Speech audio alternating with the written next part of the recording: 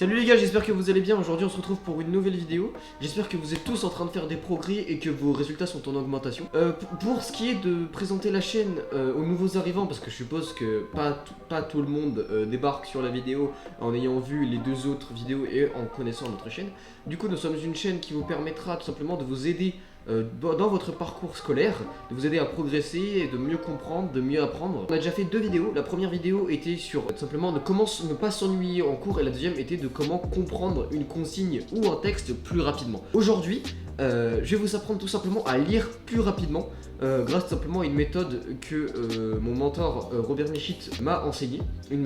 C'est une méthode qui marche, hein, comme toutes les méthodes qu'on vous a présentées jusqu'ici. Alors du coup, bien sûr, pour nous soutenir et si vous trouvez que tout simplement nous vous aidons et si jamais ça marche, alors n'hésitez pas à liker et à vous abonner pour ne pas rater les prochaines vidéos, mais surtout à nous laisser un commentaire pour nous dire bien sûr qu'est-ce que vous en pensez, qu'est-ce qu'on devrait améliorer, etc.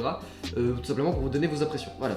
Sur ce, c'est parti. Cette méthode, c'est quoi? C'est une méthode qu'on pourrait appeler une méthode miracle. Hein. Moi, j'irai pas jusque là, mais en vrai, elle vous permet tout simplement de gagner du temps, de l'énergie. Elle vous permet aussi de le faire de manière moins chiante, on va dire.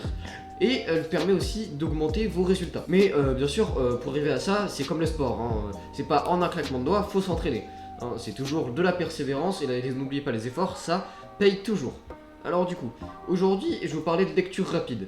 En gros, c'est être capable de lire des livres ou des livres de plusieurs centaines de pages ou un texte et de retenir les grandes idées ainsi que les grandes lignes. Elle vous permettra par exemple dans un livre qui parle de politique, elle vous permettra de retenir les personnages, les enjeux politiques justement, où est-ce que ça se passe, etc. Ça vous permettra de tous les aimants et ça vous sert notamment si vous êtes au lycée ou au collège, ça vous permet du coup pour tout ce qui est vos livres que vous devez tout simplement lire pour le lycée, pour le lycée ou le collège, pour tout ce qui est pour votre contrôle, mais aussi ça vous permettra pour ce qui est des dissertations et des commentaires de texte. Bon, ça c'est un niveau un peu plus au-dessus pour ce qui est de la première et de la seconde. Ça vous permettra du coup, par exemple, si jamais vous devez faire un commentaire de texte sur un texte d'un livre que vous avez déjà lu, bah comme ça vous permettra du coup, cette technique vous permet du coup de retenir le livre si vous l'avez lu et du coup de retenir les grandes idées et de pouvoir plus vous aider.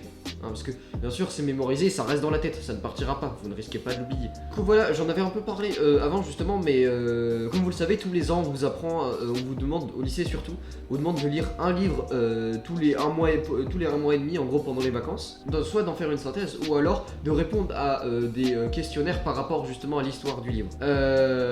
Pour juste ce début d'année, je dois déjà, là je suis déjà à mon 3e livre, hein, on est en décembre, on est à fin de premier trimestre, c'est pas non plus au tout début d'année, mais j'ai déjà dû lire 3 livres.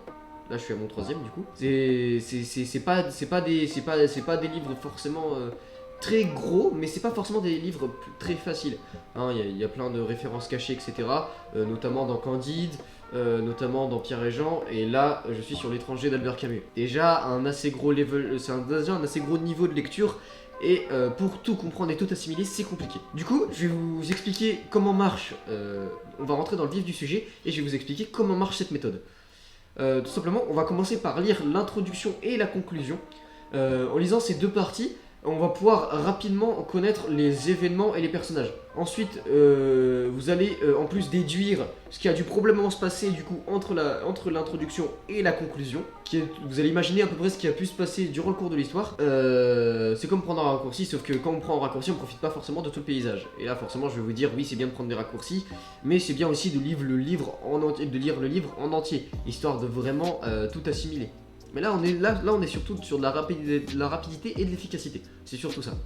Du coup, en lisant l'introduction et la conclusion, ainsi qu'en imaginant ce qui a dû se passer entre justement ces deux parties, on va arriver à mieux mémoriser les grandes lignes.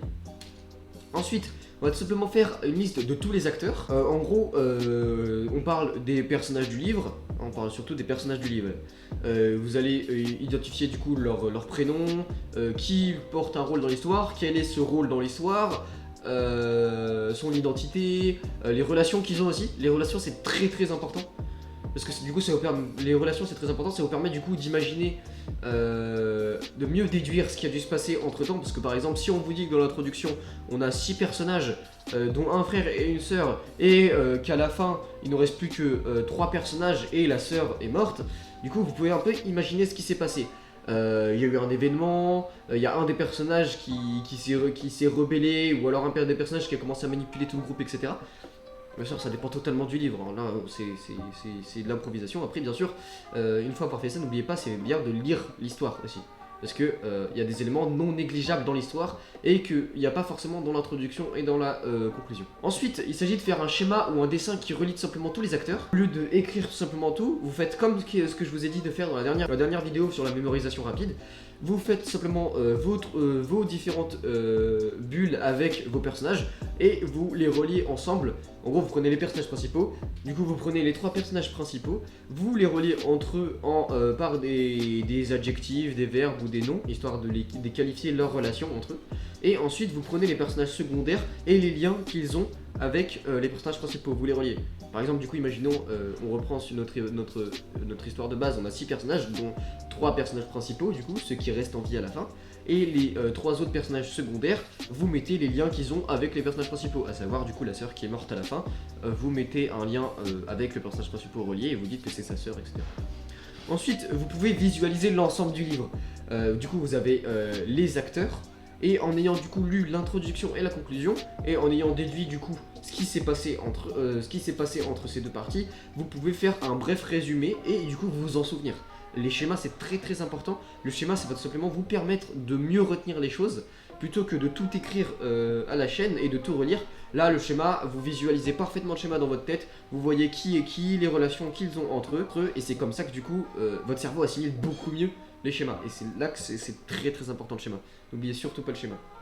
Voilà, c'était du coup une courte vidéo sur du coup la lecture rapide.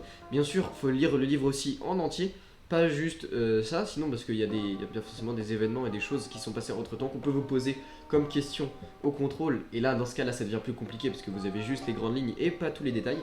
Mais c'est voilà, c'est si jamais vous voulez aller, parce que si jamais vous avez le début, la fin et les acteurs et que vous avez imaginé déjà ce qui s'est passé durant l'histoire, vous pouvez directement lire beaucoup plus vite et du coup comprendre mieux l'histoire. Du coup sur ce, la vidéo est terminée, j'espère qu'elle vous aura plu. Du coup n'oubliez pas ce que je vous dis en début de vidéo, n'hésitez pas à vous abonner et à activer la cloche de notification pour toujours être présent et être averti des nouvelles vidéos qui vous seront très utiles. Il y a une prochaine vidéo qui va arriver très vite. Ensuite, n'hésitez pas du coup à liker si vous avez aimé la vidéo. Et si jamais vous avez des questions ou tout simplement des choses à nous conseiller, n'hésitez pas à le dire en commentaire. On lira bien sûr tous les commentaires et on y répondra avec joie. Sur ce, passez une bonne année. J'espère que vos vacances se passent bien et qu'elles se passent. Peut-être une bonne rentrée à tous, une bonne année. Tchuss!